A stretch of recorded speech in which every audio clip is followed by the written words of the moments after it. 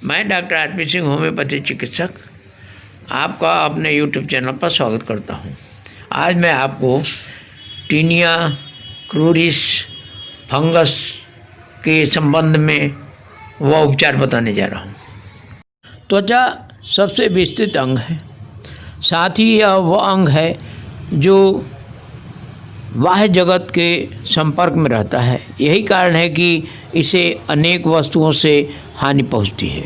इसे हानि का प्रभाव शरीर के आंतरिक अवयवों पर नहीं पड़ता है।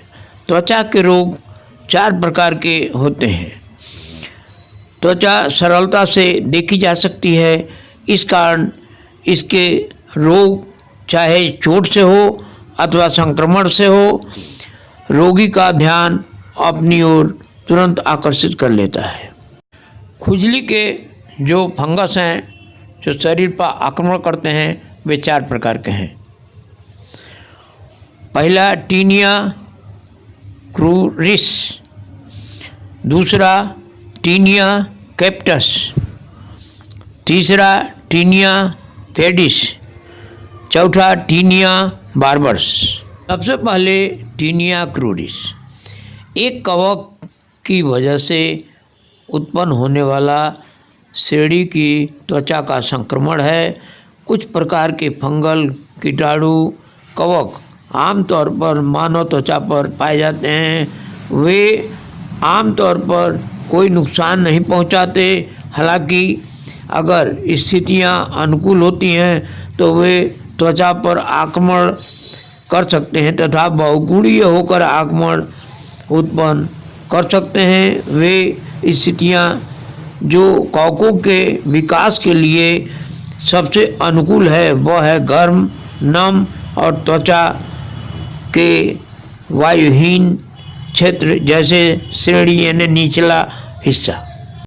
टीनिया क्रूरिस के लक्षण आमतौर पर श्रेणी खुली होने लगती है और वह अत्यंत संवेदनशील हो जाती है, और ऐसा मुख्य रूप से पैर और जननांगों के बीच की कगार पर होता है। यह पुरुषों में अधिक आम है और कोशों में भी खुजली उत्पन्न हो सकती है। इसके बाद श्रेणी में आमतौर पर एक निश्चित किनारा या सीमा युक्त एक लाल धब्बा विकसित होती है। सामान्य रूप से दोनों श्रेणी प्रभावित होती है। दाने अक्सर दोनों जांघों के अंदर की ओर छोटे स्थान पर फैलते हैं। कभी कभी शरीर के अन्य हिस्सों में संक्रमण फैलता है या पहले किसी अन्य क्षेत्र में शुरू हो सकता है, जैसे एथलीट फुट।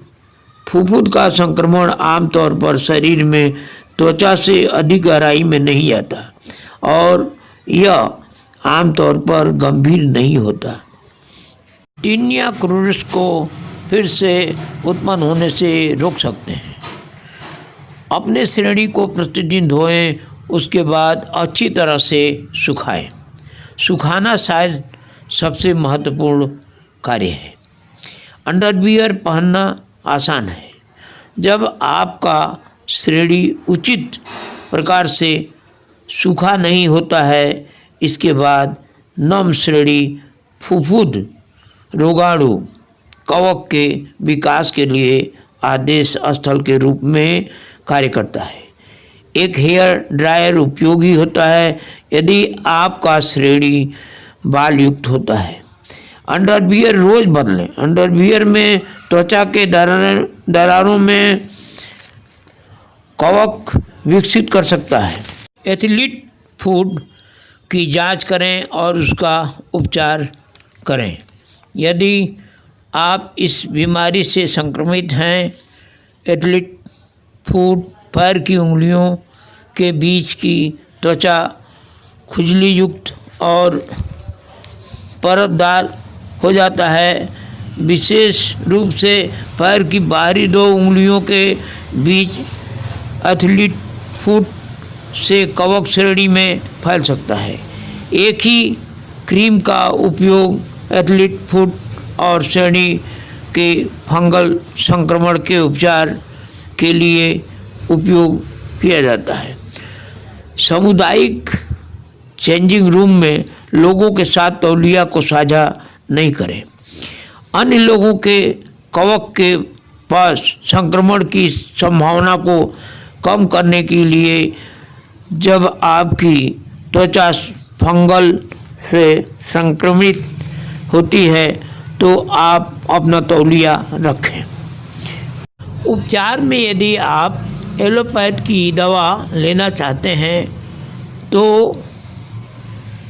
टेरविनाफिन 100 mg या ग्रेसियोफ्लेविन 500 mg या इट्राकोनाजोल 200 mg, इनमें से कोई हर रोज़ एक कैप्सूल 1 माह तक लगातार लें।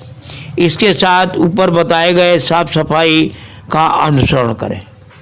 होम्योपैथिक उपचार। क्रोटन टिग 30 जननांग में ज़्यादा खुजली के बाद दर्द होता है तब दिया जाता है।